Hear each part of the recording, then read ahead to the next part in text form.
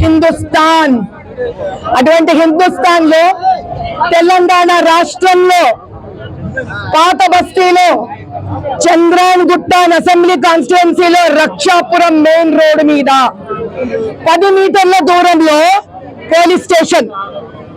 ఆడ చూడండి కెమెరాస్ ఉన్నాయి.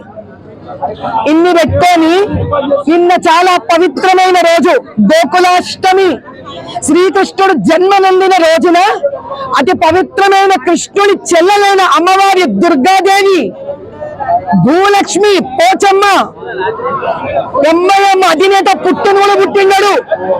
ఆడ అయ్య కూడా పుట్టలేదు. దానికన్నా ముందు నుంచి ఉన్న దేవాలయం ఇది.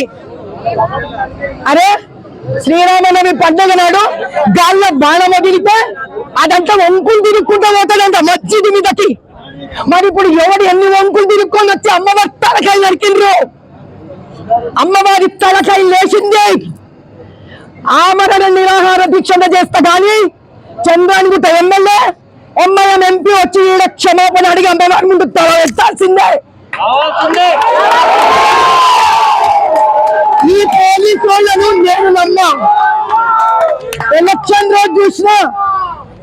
రోజు నేను చూసిన పోలీసులు ఎంత కోఆపరేట్ చేస్తారు. ఈ రక్షాపురం అనుభవం అయితే మస్తుంది. ఇలా నమ్మం. 10 మీటర్ దూరంలో ఉన్నాయి ఆ పోలీస్ స్టేషన్. గప్పుడే కాపాడుకోలేకపోయినాం మేము. ఇది బంగ్లాదేశ్ కాదు, హిందుస్థాన్. యాద్ రఖో. హిందువులకి ముస్లింలకి మధ్యలో గొడవలు తెచ్చే ప్రయత్నం చేస్తుంది చెత్త నా కొడుకులు. ఊరుకోనేది లేదు. ఇది హిందూ ముస్లిం సమస్య కాదు, ఇది ఎంఐఎం సమస్య. ఎంఐఎం సమస్య. ఇట్లా మేము గమ్మునుంటామని అనుకుంటున్నారు. ఈ రొత్తాడో పేడో తేలానా.